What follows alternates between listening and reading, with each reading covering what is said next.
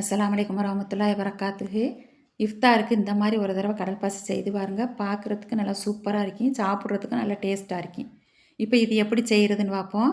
இப்போ ஒரு பாத்திரத்தில் ஒரு கப் தண்ணி ஊற்றி கொஞ்சமாக கடற்பாசி போட்டு ஒரு 7-8 சங்குப்பையும் போட்டு இந்த கடற்பாசி நல்லா கரைஞ்சி வந்துடணும். சங்குப்பும் நல்லா கலர் வந்துடணும். இப்போ நல்லா கரைஞ்சி கலரும் வந்துருச்சு. ஒரு ஸ்பூன் சீனி போட்டு கரைச்சி விட்டு இது வடித்து நல்லா ஆற வச்சிடணும். இப்போ அதே பாத்திரத்துலேயே இன்னும் கொஞ்சம் தண்ணி ஊற்றி இன்னும் கொஞ்சம் கடற்பாசியும் போட்டு கொஞ்சமாக உப்பு போட்டு ஒரு 4-5 ரம்ப இலையும் போட்டுக்கிறேன்னு. ரம்ப இலை போட்டமாக்க நல்லா வாசமாக இருக்கும். நல்லா அந்த ரம்ப இலை வாசனை பூரா இறங்கிருச்சு. இப்போ இந்த ரம்ப இலையை எடுத்துறேன்னு.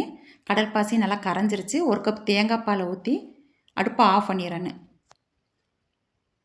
இப்போ நல்லா கலந்து விட்டு தேவையான அளவு சீனி போட்டு இதையும் வடித்து ஊற்றி வச்சுக்கிறேன்னு.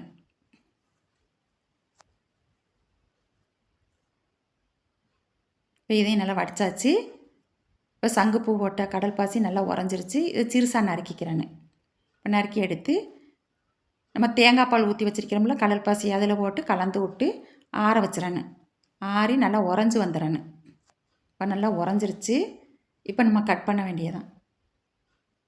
நல்லா சூப்பராக நல்லா டேஸ்ட்டாக இருக்கும். செய்து பாருங்கள்.